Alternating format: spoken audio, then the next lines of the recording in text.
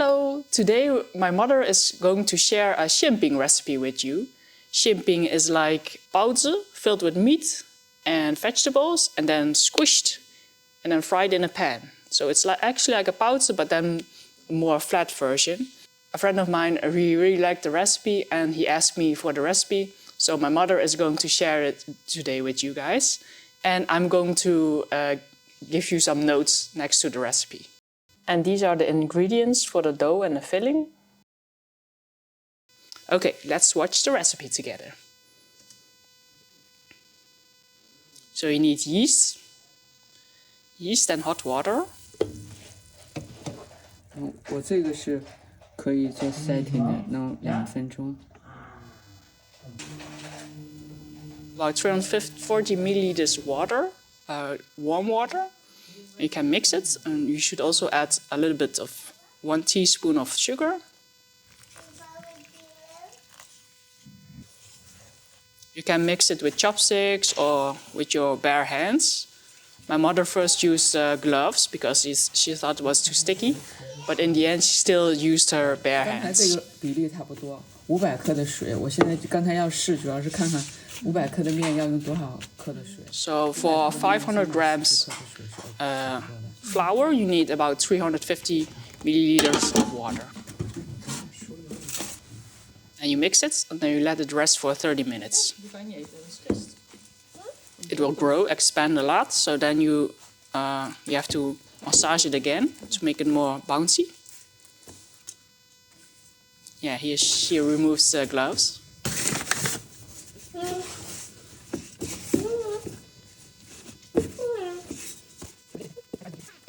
You can hear my son in the background.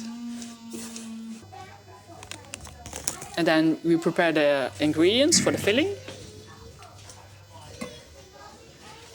So you can use green onions. My mother used a lot of green onions because it gives a fragrant taste, but you can also just use one. And then some ginger, about 1 teaspoon. And carrots.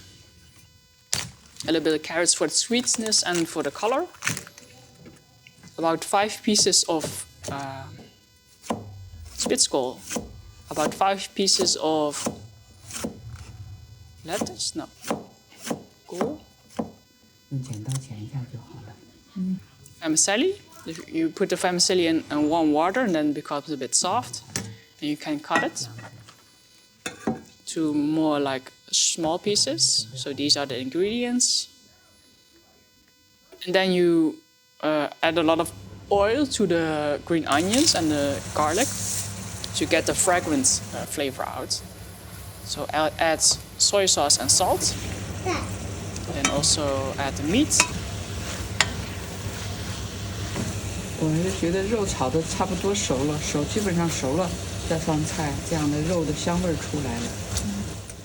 So first stir fry the meat so the fragrance of the meat comes out. And it's also almost done. And then you can add the vegetables. So it's spitskohl.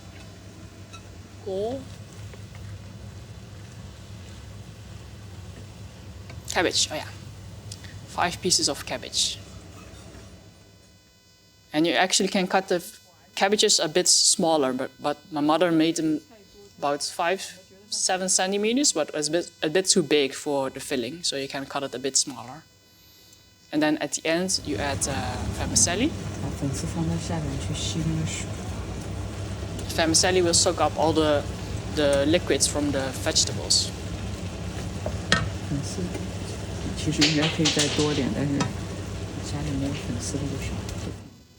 And you actually don't want to have too much liquid in the filling because that will make the dough soggy. So you can let the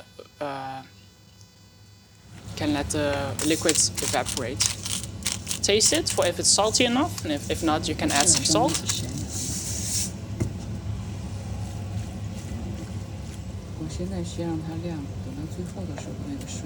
Now she's done with the vegetables is all done, so she's letting it like rest and let it become a bit cooler. And then also she made a hole in the middle so all the liquids can go to the middle. And now she is massaging the doughs again. Or she's now using half, so she's going to make the skin. So take about half of the piece, and then massage both pieces again. And then cut this one in the middle. And you can make 4 or 5 pieces out of it. This one was quite big, so she made 5 pieces instead of 4.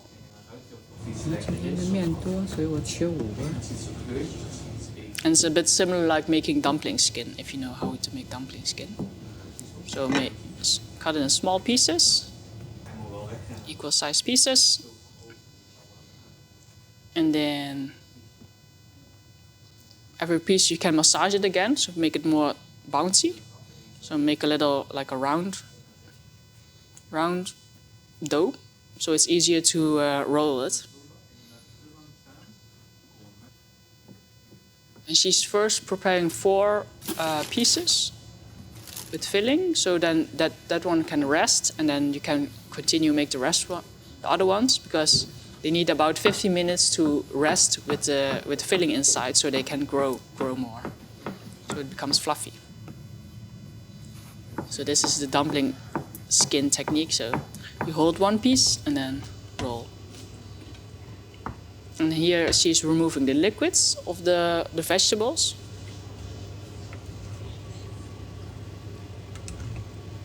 So you can move the filling it to the side, and then all the liquids will go to one side. Okay. So then you fill it up with the fillings. And then you hold the skin and squeeze it piece for piece around it, and then it becomes smaller and smaller. It's also how you make a baozi.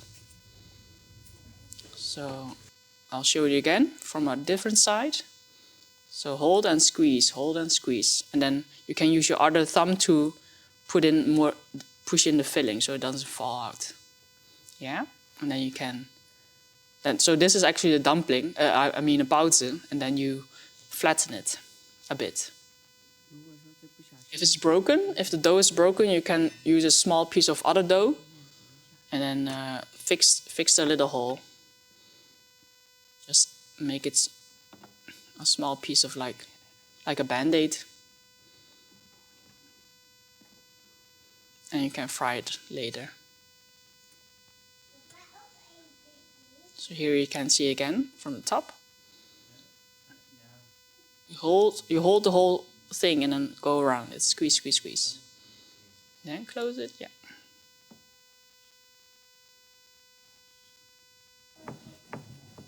So you prepare about 4 or 3 if it can fill in your pan.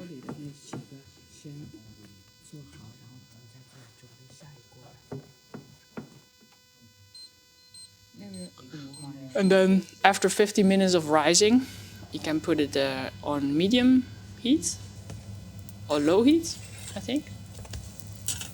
And then with some oil, you can fry it.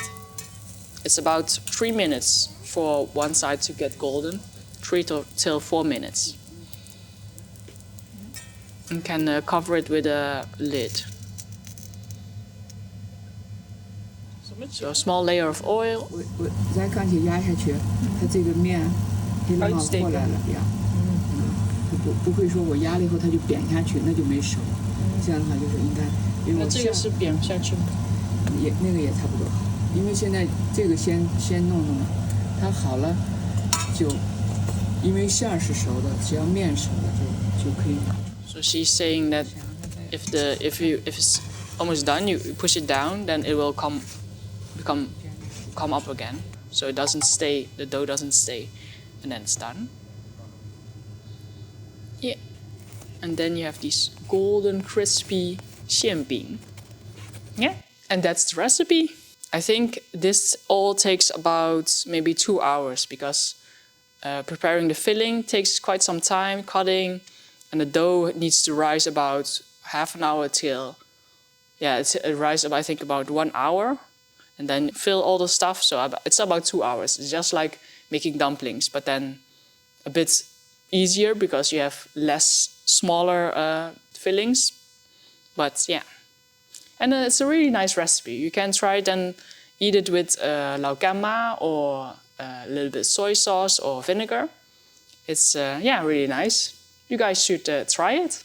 Yeah, that's the video of today, and see you in the next video.